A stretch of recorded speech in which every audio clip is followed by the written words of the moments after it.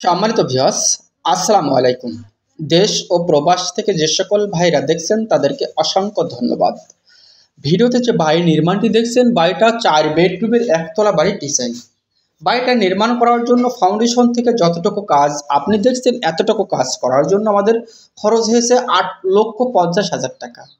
এটি হচ্ছে 4 বেডরুমের একতলা বাড়ির ডিজাইন। বাড়িটি করার জন্য দৈর্ঘ্যের দিকে জায়গার প্রয়োজন লেগেছে 37 ফিট, প্রস্থের দিকে জায়গার প্রয়োজন লেগেছে 30 ফিট। যদি আমরা স্কোয়ার ফিটে হিসাব করি তাহলে আসে 1221 স্কোয়ার ফিট, শতকে হিসাব করলে আসে 2 শতক 80 পয়েন্ট। আর 2 শতক 80 পয়েন্ট জায়গার ভিতরে অসাধারণ মানের 4 বেডরুমের একতলা বাড়ির ডিজাইন আপনারা দেখছেন। বাড়িটা ফাউন্ডেশন করা হয়েছে শর্ট প্লার ফাউন্ডেশন দিয়ে। আপনি চাইলে ডাইরেক্ট কলাম দিয়ে করতে পারেন, চাইলে ব্রিক ফাউন্ডেশন দিয়ে করতে পারেন। তো আমি বলবো ব্রিক ফাউন্ডেশন দিয়ে একতলা বাড়ি না নির্মাণ করে অবশ্যই আপনি এমনইভাবে শর্ট প্লার ফাউন্ডেশন দিয়ে অল্প খরচের ভিতরে একতলা বাড়ি নির্মাণ কমপ্লিট আপনি করতে পারেন। যেমন ধরেন এখানে 4 বেডরুমের একতলা বাড়ির ডিজাইন আপনারা দেখছেন। বাড়িটার ফাউন্ডেশন থেকে যতটুকু কাজ আপনারা দেখছেন, এতটুকু কাজ করার জন্য আমাদের এখন পর্যন্ত রডের প্রয়োজন হয়েছে 1700 কেজি, এবং গাঁথুনি করার জন্য ফাউন্ডেশন থেকে যতটুকু কাজ আপনারা দেখছেন, এতটুকু কাজ করার জন্য গাঁথুনি করার জন্য আমাদের ইটের প্রয়োজন হয়েছে। বিমের নিচে গাঁথুনি করার জন্য ইট লেগেছে আমাদের 3000 পিস, এবং বিমের পর থেকে লিংটনের তলা পর্যন্ত গাঁথুনি করার জন্য আমাদের ইটের প্রয়োজন লেগেছে 8000 পিস। টোটাল মিলিয়ে আমাদের 9000 পিস। টোটাল মিলিয়ে আমাদের গাঁথুনি করার জন্য অলরেডি 11,000 ইট চলে গেছে। 11,000 ইট চলে গেছে। এখনও লিংটনের পরে 7 থামল গাঁথুনি করার জন্য আমাদের এখনও ইটের প্রয়োজন লাগবে 3000 পিস। টোটাল মিলিয়ে আমাদের ইট লাগছে গাঁথুনি করার জন্য, শুধুমাত্র গাঁথুনি করার জন্য 13,000 পিস। 13 থেকে 14,000 ইট হলে আপনি আজকের এই বাড়িটি নির্মাণ কমপ্লিট করতে পারবেন না। তার ভিতরে আমাদের গ্যারেট বিম ঢালাইয়ের জন্য খোয়া গেছে। গ্যারেট বিম ঢালাইয়ের জন্য ইট কেনা হয়েছে। খড়ের জন্য আমাদের পিকেট গেছে 4000 পিস। তাহলে একটু ধারণা করে দেখেন যে আমি যে হিসাবের কথা বলেছি, আসলে এই হিসাবের ভিতরে এই সুন্দর বাড়িটা নির্মাণ আপনি করতে পারবেন কি না। বাড়িটার সামনের সাইডে আমরা হয়ে যাচ্ছি 2টা বেডরুম, পিছন সাইডে আমরা পাচ্ছি হচ্ছে 2টা বেডরুম। পুরো বিষয়টা আমরা ফ্লোর প্ল্যানটি দেখলে সুন্দরভাবে উপলব্ধি করতে পারবো।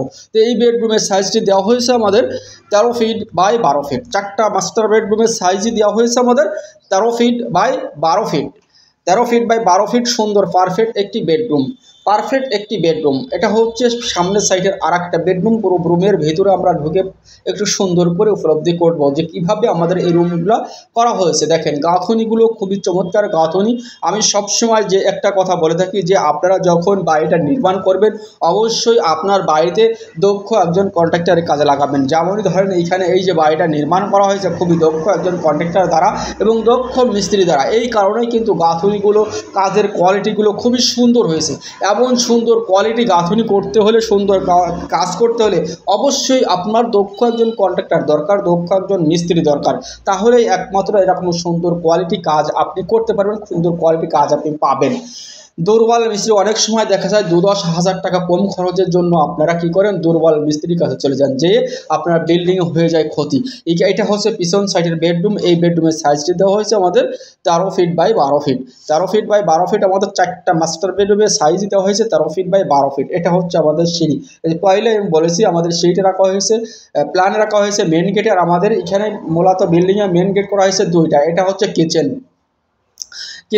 কিচেনটি দেখছেন যে কত চমৎকারভাবে কিচেনের কাজগুলো করা হয়েছে। নিচের সেলফগুলো এবং গ্যাসের চুলা রাখার জন্য খুব সুন্দর করে ডাউন করে জায়গাটা রাখা হয়েছে। আমাদের বেসিনের জায়গাটা করা হয়েছে। এমনইভাবে আপনি আপনার বিল্ডিংয়ের কিচেনটা এমনইভাবে সাজাতে পারেন। এটা হচ্ছে পিছন সাইডের আমাদের আরেকটা বেডরুমের সাইজ দেওয়া হয়েছে 13 ফিট বাই 12 ফিট।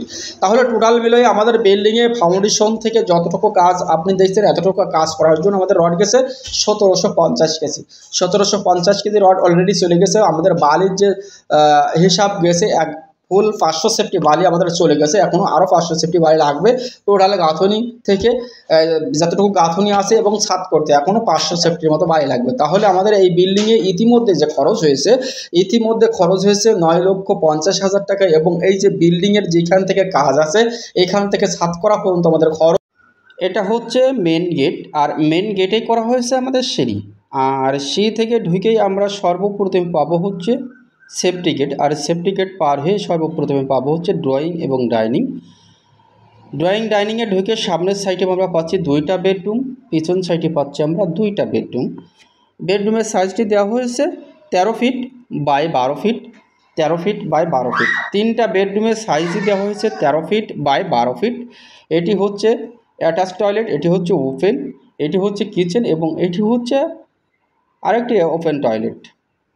তো মূলত 3টা টয়লেট দেওয়া হয়েছে, 4টি মাস্টার বেডরুম, একটি কিচেন এবং একটি ড্রয়িং কাম ডাইনিংয়ের এই ফ্লোর প্ল্যানটি আপনারা দেখছেন। বাড়িটি করার জন্য দৈর্ঘ্যের দিকে জায়গা লেগেছে 37 ফিট, প্রস্থের দিকে জায়গা লাগছে 30 ফিট। যদি আর আমরা স্কোয়ার ফিটে হিসাব করি তাহলে আসে 1221 স্কোয়ার ফিট, শতকে হিসাব করলে আসে 2 শতক 80 পয়েন্ট। তো খুবই অল্প জায়গার ভিতরে অসাধারণ মানের একটি ফ্লোর প্ল্যান আপনারা দেখলেন। তো যে সকল ভাইরা স্বপ্নের সুন্দর বাড়িটা নির্মাণ করবেন অবশ্যই দক্ষ ইঞ্জিনিয়ার দ্বারা বাড়িটা ড্রয়িং ডিজাইন করে নেওয়ার চেষ্টা করবেন। ভালো থাকবেন, সুস্থ থাকবেন, সকলে আমার জন্য দোয়া করবেন।